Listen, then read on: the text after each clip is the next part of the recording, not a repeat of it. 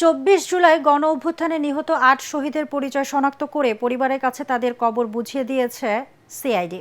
সকালে রায়েরবাজার কবরস্থানের সংবাদ সম্মেলনে সিআইডি প্রধান জানান, আন্তর্জাতিক মানদণ্ড অনুসরণ করে পুরো কার্যক্রম সম্পাদন করা হয়েছে।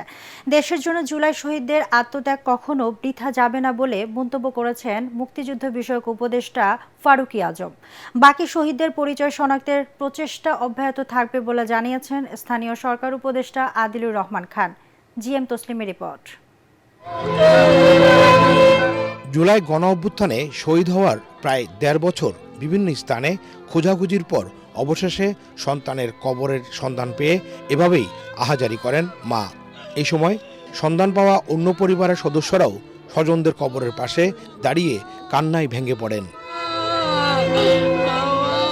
রায়েরবাজার কবরস্থানে অস্থায়ী মর্গ স্থাপন করে গত ৭ ডিসেম্বর থেকে ২৭ ডিসেম্বর পর্যন্ত সেখানে দাফন হওয়া অজ্ঞাত ১১৪টি মৃতদেহ কবর থেকে তুলে ময়নাতদন্ত সহ ডিএনএ নমুনা সংগ্রহ করে সিআইডি। জুলাই গণ অভ্যুত্থানে শহীদদের মরদেহ শনাক্তকরণ ও ফলাফলের বিষয়ে সোমবার রায়েরবাজার বুদ্ধিজীবী কবরস্থানে এই সংবাদ সম্মেলন করে সিআইডি। আমি আর দুনিয়ার কোণে যাইতে চাই না, আমাদের মারি দাও। এক মুঠো মাটিও কবর দিতে পারি নাই পরিবারের কেউ। এমনকি এই রায়েরবাজার বুদ্ধিজীবী কবরস্থানের ৪ নম্বর ব্লকে ১১৪টা কবর। আজ জানতে পারছি যে আমার ভাইয়ের কবর কোনটা, আমার ভাইয়ের শেষ আশ্রয়স্থলের জায়গাটা আমরা আজ জানতে পারছি। আন্তর্জাতিক মানদণ্ড অনুসরণ করে পুরো কার্যক্রম সম্পন্ন করা হয়েছে বলে জানান সিআইডি প্রধান। ১১৪টি মৃতদেহ যে এই এনক্লেভের ভিতরে আছে, এখানে যেটি হয়েছে এখানে বিভিন্ন রকম মৃতদেহ কিন্তু আছে, রোড অ্যাক্সিডেন্ট আছে এরকম, বাট এটা আঞ্জুমানে মফিদুল ইসলাম ওই সময়ে উত্তাল যে সময় আপনারা জানেন যে এখানে নিয়ে এসে কিন্তু কবর দেওয়া হয়েছে।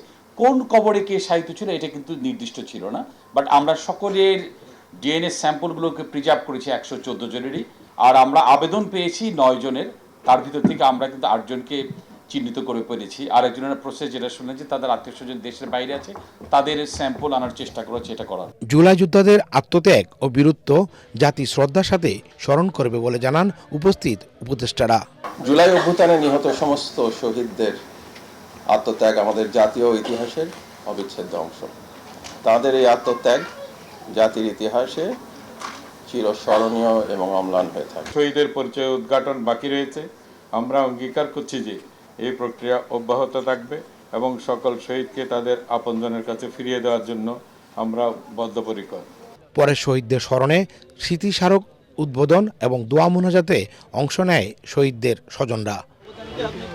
GM Taslim, ATN Bangla, Dhaka.